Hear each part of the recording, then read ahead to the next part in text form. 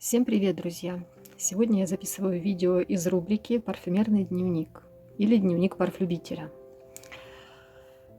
где я была, что видела, что тестировала, что носила за последнее время. Итак, сегодня я заходила в один парфюмерный магазин, где продаются копии.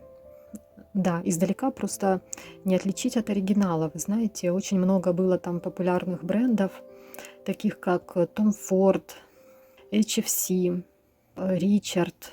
Флаконы очень похожи издалека на оригинал. Я не знаю, как вообще отличать. Конечно, они говорят о том, что это арабские копии, произведенные в Арабских Эмиратах.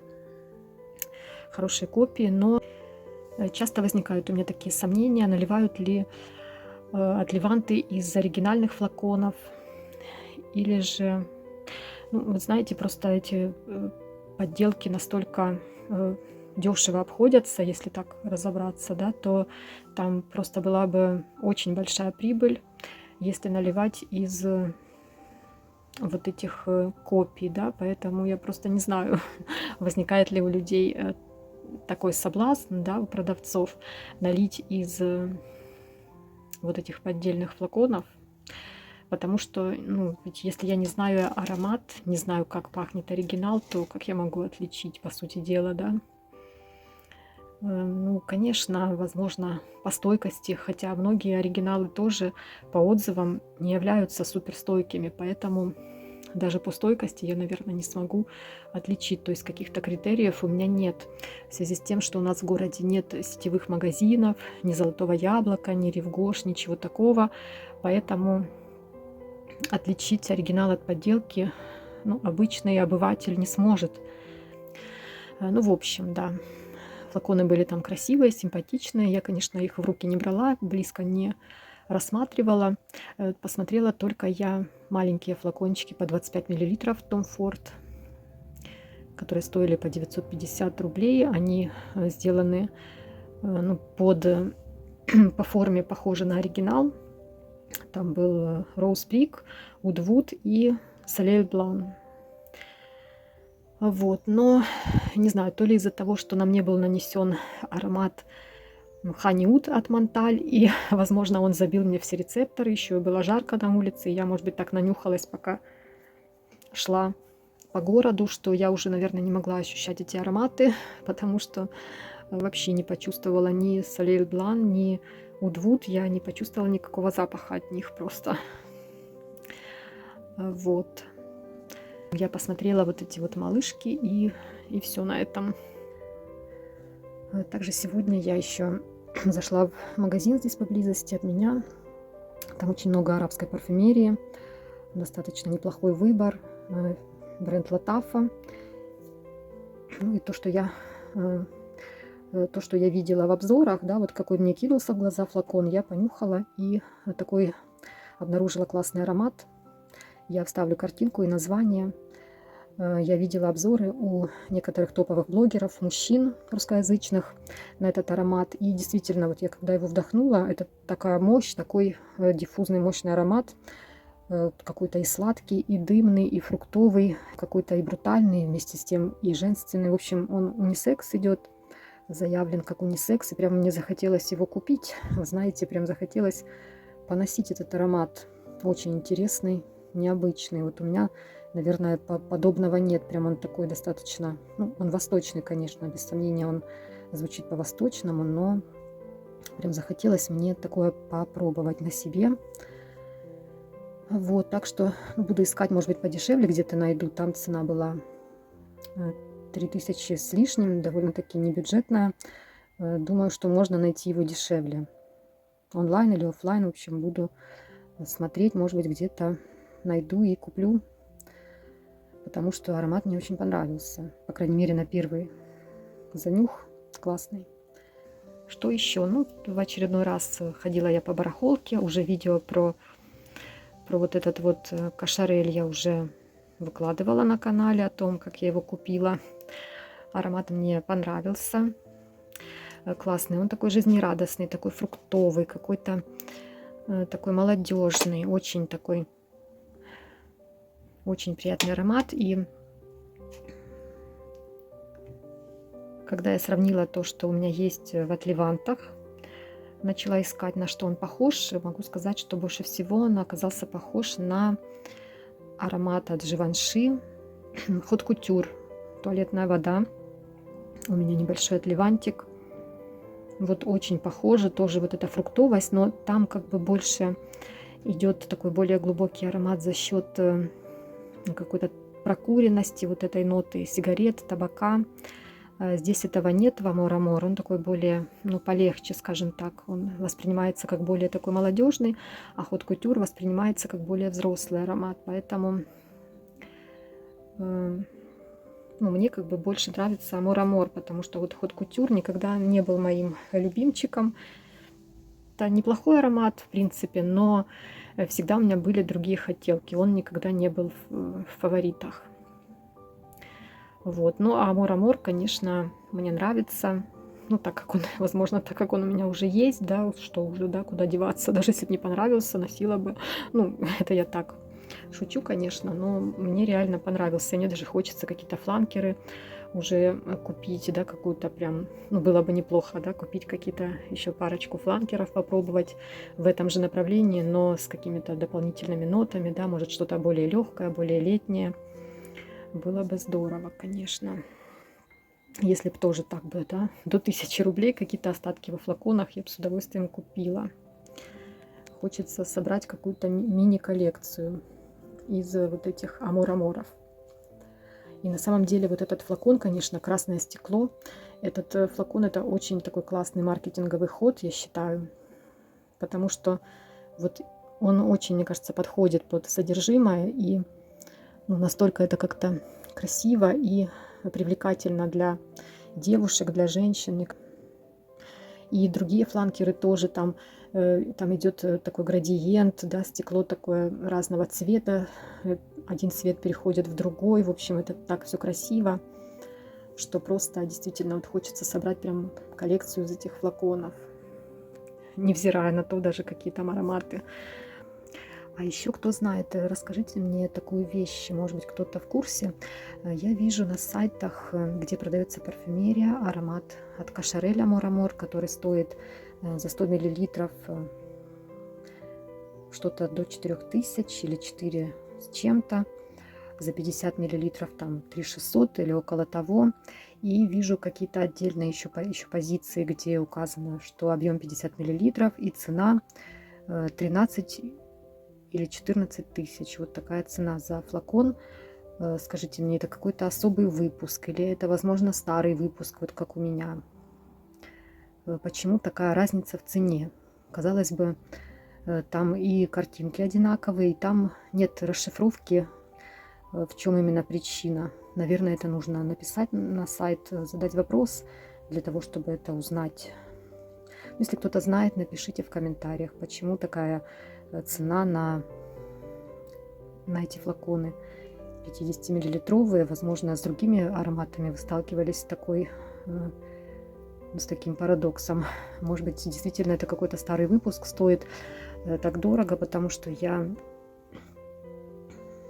видела такие отзывы про Amor Amor именно о том, что с 2016 года его переформулировали, и там якобы поменялась упаковка, но я так понимаю, что на коробке поменялись обозначения, но я нашла различия только на коробке. На флаконе особо различия я не увидела. Возможно, только вот форма пружинки вот этой слегка там отличается, но это как бы даже трудно, наверное, будет заметить. Но я заметила, что форма пружинки несколько другая. В общем, люди пишут, что с 2016 года его изменили и переформулировали ароматы в некоторой степени. Хотя есть и отзывы, что он такой же, как и раньше.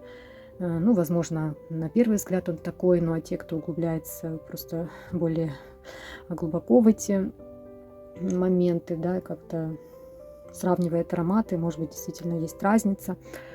Вот, поэтому я думаю, возможно, это цена за старые выпуски. И обычная цена недорогая идет уже за новые выпуски. Ну, это такие размышления на тему. Если кто знает, напишите, пожалуйста. Узнала я, да, еще про одну точку. Хочу зайти потестировать, купить какие-то леванты, что-то такое летнее. Может, Балдафрик 5 миллилитров купить на пробу. Интересно мне, что это за аромат. Или же сразу взять какую-то копию. Вот говорят, что он не уникальный, что он какой-то, в принципе, обычный, не очень интересный, как для парфманьяка. Поэтому не знаю, может мне там что-то другое понравится. Ну и по поводу того, какие ароматы я носила. Вот здесь у меня стоит Versace Versus. Это не оригинал, это копия, купленная еще 100 лет назад. И как-то она у меня стояла вообще не востребованная. Ну вот, оказывается, весна — это подходящее время для этого аромата. Это очень такой цитрусовый, яркий аромат. Вот именно то, что я слышу, это сплошные такие какие-то кислые цитрусы. И, ну, возможно, какие-то цветы там присутствуют в пирамиде. В общем, этот аромат в жару очень прекрасно освежает. Мне даже захотелось купить оригинал, какой-нибудь остаток во флаконе. Но когда я смотрю на фрагрантику, на отзывы, на него просто ужасные. Никому он не нравился, и в итоге его сняли с производства. Все пишут, что какой-то химозный, какой-то, в общем, неинтересный, какой-нибудь пластиковый, еще что-то. В общем, всякие гадости пишут. Не знаю, мне вот понравилась эта копия. В жару прекрасно для того, чтобы освежиться. Вот буду летом, наверное, его таскать. И, может быть, как-то эту копию я и использую. Потому что там 100 мл было. И очень долго он у меня стоял. Много лет совершенно не востребованный. Ну вот я нашла для него применение. И он звучит очень жизнерадостно, молодежно, вот именно в духе 2000-х годов, да, вот как и Амор Амор, такой вот в духе дискотеки, молодости, юности, вот это вот все, поэтому мне понравилось его носить именно вот в жару. В общем, такие вот у меня ароматы из 2000-х сейчас я ношу, Амор Амор. Ну и носила я вот этот свой Лалик Ламор, наконец-то дошли руки его поносить. Поносила его пару раз. Да, он, конечно, да, вначале он такой свежий, цветочный, такой хрустальный. Потом он начинает немножко утяжеляться. В общем, прям в жару его особо тоже не поносишь. Вот у нас просто очень жаркий климат, поэтому, когда чуть прохладнее, в сентябре, вот и апрель, март-апрель, вот его время. А вот в жару, конечно, ну, можно, конечно, что там говорить, если хочется, то почему нет. Это не сладкий аромат, поэтому тут просто цветы очень такие яркие, поэтому, которые слегка так могут утяжеляться на коже, когда жаркая погода. И вот еще, видите, конец я купила что-то от Новой Зари. Это Магия Пачули. Ну, знаете, я как-то не хочу ругать этот аромат раньше времени. Я еще его практически не носила. Я один раз нанесла его в тот день, когда я его купила. Тогда как раз было не жарко. И вы знаете, меня как-то огорчила его стойкость. Хоть это и заявлено как парфюм, как духи. И все говорят, что суперстойкие ароматы вот эти от Новой Зари. Продавцы утверждают, что они стойкие. Я не увидела никакой стойкости. Что-то он у меня слетел очень быстро. И как-то ни шлейфа, ни какой-то диффузности я ничего этого не обнаружила пока что. Я грешу на то, что флакон произведен осенью прошлого года, что ему только полгода. Возможно, нужно его поотстаивать. И сезон сейчас не для него. Уже я не успею сейчас его поносить. Оставлю его до осени, до зимы. И тогда уже сделаю какие-то выводы, потому что, возможно, я просто преждевременно сейчас его буду ругать. Но аромат, конечно, интересный. Он, да, в нем ощущаются вот эти именно доминирующая нота пачули. Ладан тоже ощущается, ваниль. Ну, все-таки в прохладную погоду он как-то по-другому раскрывается, более интересно, с чем-то лесным таким запахом осеннего леса. Было что-то такое в нем магическое, приятное, притягательное, интересное такое вот для расшифровки, для изучения. Ну вот, я же говорю, потом как-то чуть-чуть уже просто наступил неподходящий сезон для него, возможно. Также я разнашивала вот эти отливанты. Это вот уже пустой, у меня тут уже пустой отливант Vanilla Vibes.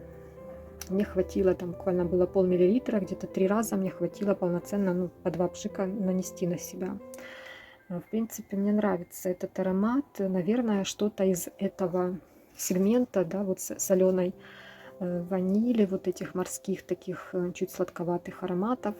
Еще что-то посмотрю другое из этой оперы, да, из этого направления. Возможно, что-то куплю другое еще, попробую. Если ничего больше мне не понравится, то куплю, наверное, 5 этого аромата. В принципе, на лето, так, чтобы создать настроение. Я все-таки не поеду сразу на море этим летом. Наверное, ближе к концу лета поеду, возможно. Поэтому, вот, может быть, буду как-то создавать настроение вот такими вот ароматами. Что-то вот из таких соленых тропических. Попробую найти что-то еще интереснее. Если нет, то возьму его. И, конечно, Инитио.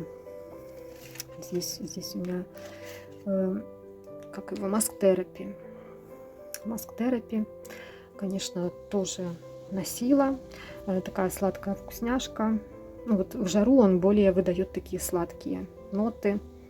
Вот эту молочность, сливочность. Такую сливочную сладость выдает.